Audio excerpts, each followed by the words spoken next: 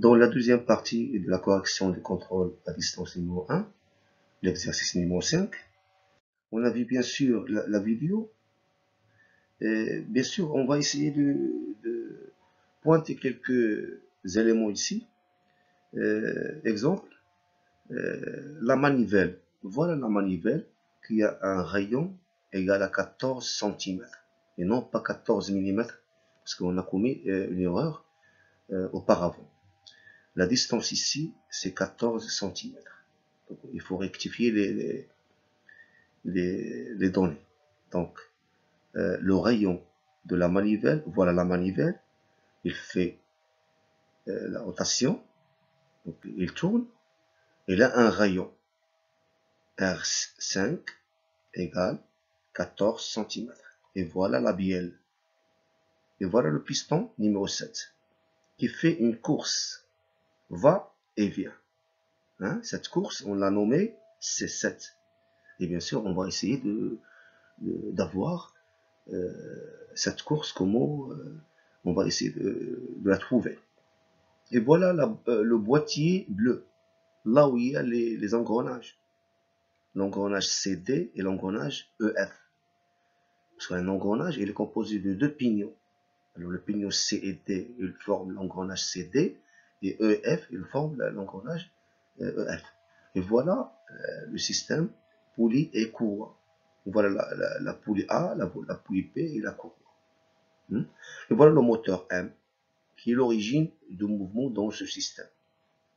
Alors, l'origine du mouvement, c'est le moteur, et la destination du mouvement, c'est le piston numéro 7. Alors, on a bien sûr le schéma fonctionnel, de quoi il est composé ce système. Et bien sûr, rapidement, on va essayer de rappeler que l'origine, c'est le moteur M. Et on a un axe numéro 1, la poulie A, la courroie F, la poulie P, l'axe numéro 2, le pignon C et le pignon D qui engendrent l'engrenage CD, l'axe numéro 3, le pignon E avec F qui engendre le système, ou bien l'engrenage EF, et l'axe numéro 4 qui est lié à la manivelle, qui a un rayon R majuscule. Avant, on l'a nommé R minuscule, et puisque R minuscule, c'est le rapport, donc pour ne pas confondre les choses, on va renommer ce rayon R grand R. Donc R5. R5 égale à 14 cm. Hein? Voilà la bielle. Et voilà le piston qui fait la course C7. C7. La course C7. Va et vient. Bien, donc on passe au calcul. Donc les données. Ce qui est important pour les données, c'est le changement R, grand R5 égale à 14 cm et non pas 14 mm. Hein? Donc R5 égale 14 cm. Et on va commencer la première question. Calculer RAB, ça veut dire le rapport de transmission de système poulie-courroie. Bien sûr, suivant les données, on a DA, on a DB. Donc, rapidement, on va utiliser la deuxième formule. RAP égale à DA sur DB.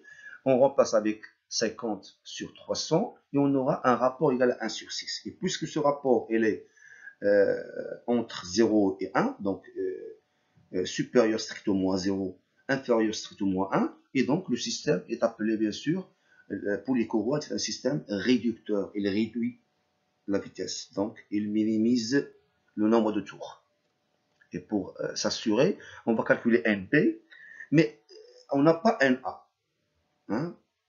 On a une formule RAP égale NB sur NA. Mais où est A? Donc revenons à notre schéma fonctionnel. On va trouver que la poulie A, elle est attachée à l'axe numéro 1, et l'axe numéro 1 est sorte du moteur N. Et donc, Nn égale à Na. Donc, rapidement, Na, elle est déduite de Nm. Donc, la poulie A est attachée à l'axe numéro 1, donc Na égale à Nm. Et donc, Na, elle est donnée. Donc, on va utiliser RAB égale à NB sur Na. Donc, on tire NB égale à Na fois RAB. Bien sûr, on a déjà vu ça dans les derniers sujets numéro 1 et numéro 2. Donc, on remplace Na par 120 tours et RAB par 1/6. on aura NB égale à 20 tours. Donc, pour déduire NC, de la même manière, le pignon C et la poulie B ils sont attachés au même axe numéro 2. Donc, c'est ce qu'on va dire. La poulie B et le pignon C sont attachés au même axe numéro 1. Numéro 2, pardon. Donc, NC égale à NB, donc NC égale à 20 tours aussi. Deuxième question. RCD, le rapport de transmission de l'engrenage CD, composé par les pignoux C et D. Donc, suivant les données, on va utiliser la troisième formule avec les Z, avec les nombres dedans. Donc, on a ZC, on a ZD. Donc, on remplace ZC par 30 et ZD avec 60. Et on aura un rapport égal à 1,5. Et puisque 1,5 est strictement supérieur à 0, inférieur strictement à 1, aussi, donc, l'engrenage cylindrique composé par les pignoux C et D est un système réducteur aussi. Hein? Et d'ailleurs, on voit clairement dans la vidéo que le moteur tourne rapidement, mais les engrenages, ils tournent à une faible vitesse. Donc, c'est un système réducteur. Et il doit être réducteur, bien sûr. On cherche ND, le nombre de tours de D. On a NC, on a RCD, donc on utilise la première formule. RCD égale à ND sur NC. On tire ND égale à NC fois RCD. On remplace NC par 20 tours et RCD par 1,5. On aura ND égale à 10 tours. On déduit aussi LE. Et puisque le pignon D et le pignon C sont attachés au même axe numéro 3, et donc, on dit que les pignons D et E sont attachés au même axe numéro 3. Donc, ND égale à LE et LE, bien sûr, dans ce cas, il a 10 tours aussi. La troisième question, REF, le rapport de transmission de pignons composé par de l'engrenage composé par les pignons EF. Donc aussi, on a dans les données ZE et ZF. Donc pourquoi on ne pourra pas utiliser le nombre de dents, la troisième formule. Donc on place 15 sur 45, on aura un tiers. Et donc aussi, on a le rapport, il est entre 0 et 1. Donc l'engrenage cylindrique composé par les pignons EF est aussi un système réducteur. Donc on a trois systèmes réducteurs, l'un après l'autre. Donc on réduit la première fois, la deuxième fois, la troisième fois, pour avoir un mouvement convenable au système.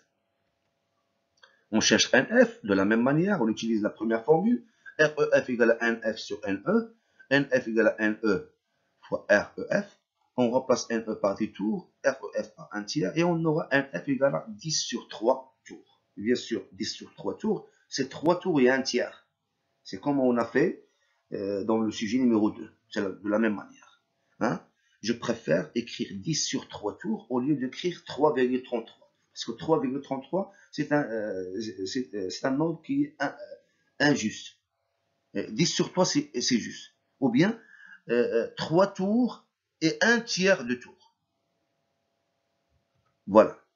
La déduction de N5, puisque le pignon F elle est lié à l'axe numéro 4 et la manivelle 5 aussi elle est liée à l'axe numéro 4 et donc NF égale à N5.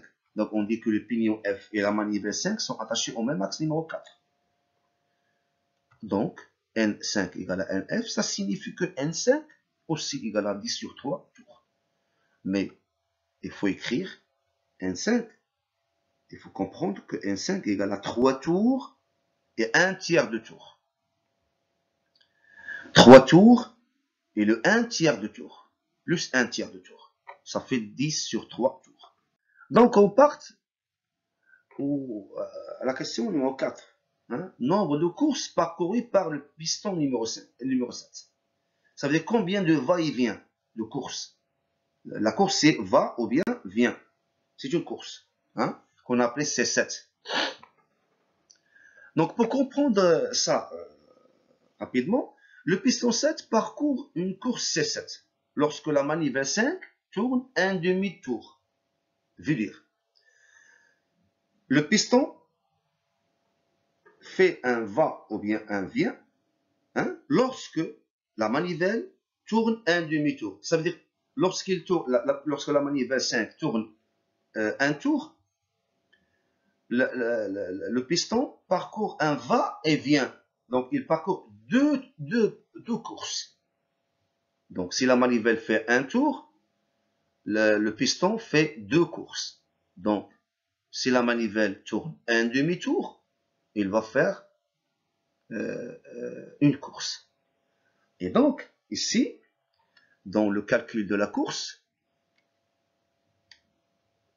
ici, on a dit que la course égale la moitié du périmètre. Ça veut dire, la course de piston, elle est caractérisée par un demi-tour. Et un demi-tour, c'est la moitié du périmètre. La moitié de périmètre. Lorsque la manivelle fait un demi-tour, il parcourt la moitié du périmètre. La moitié. Et donc, puisque le périmètre, c'est pi fois d sur 2, donc c'est la moitié du périmètre. Donc ici, on remplace d par 2r, parce qu'on a le rayon. On a le rayon de la manivelle. Donc pi fois 2 fois r sur 2, ça va nous donner simplification par 2, pi fois r. Donc la course 7 égale à la moitié du périmètre de la manivelle. Donc c'est pi fois r. Et pi, comme vous savez, c'est 22 sur 7 fois le rayon R5, le rayon de la manivelle 14 cm. Donc par simplification, on aura la course égale à 44 cm. Donc si la manivelle 5 tourne un demi-tour, la course de piston numéro 7, c'est 44 cm. Et 44 cm, c'est la moitié du périmètre de la manivelle. Et puisque la manivelle a tourné 1,5, il n'a pas tourné un tour, il a tourné 3 tours et 1 tiers. 10 sur 3 tours. Donc en appliquant la règle 3, 1,5, un demi-tour, donc il va nous donner une course, C7. Ça veut dire si la manivelle N5 tourne un demi-tour, le piston va faire une course de 44 cm. Mais ici, on a N5 égale à 10 sur 3 tours. Ça veut dire 3 tours et 1 tiers. Et on veut savoir combien de courses va parcourir le piston. Et donc, on va faire la règle de 3. Et on aura ici x égale 10 sur 3 sur 1 demi course C7. Donc égal, si on écrit 10 sur 3 fois 2 sur 1, fois l'inverse. Donc on aura 20 sur 3, C7. Ça veut dire que le nombre de courses que va faire le piston, c'est 20 sur 3 fois la course C7. Ça veut dire 20 sur 3, nombre de fois, C7. Et 20 sur 3, comme vous savez, c'est 7 moins 1 tiers. Si on rend au même dénominateur, on aura 20 sur 3. 7 moins 1 sur 3. Donc, x égale quoi? 7 courses, ça veut dire des va-et-vient, 7 courses moins 1 tiers course. Ou bien 6 courses plus 2 tiers de course. Lorsque quoi? Lorsque la manivelle fait 10 sur 3 tours. Ça veut dire lorsqu'il fait 3 tours et 1 tiers, le piston va faire 6 courses et 2 tiers, ou bien 7 courses moins 1 tiers. Bien sûr, cette question n'est pas comptée, puisqu'il est un peu compliqué. J'espère que vous arrivez à comprendre ça. Et si vous écrivez ça, donc essayez de tourner vers la vidéo et essayez de comprendre cette question et essayez de la comprendre. Merci.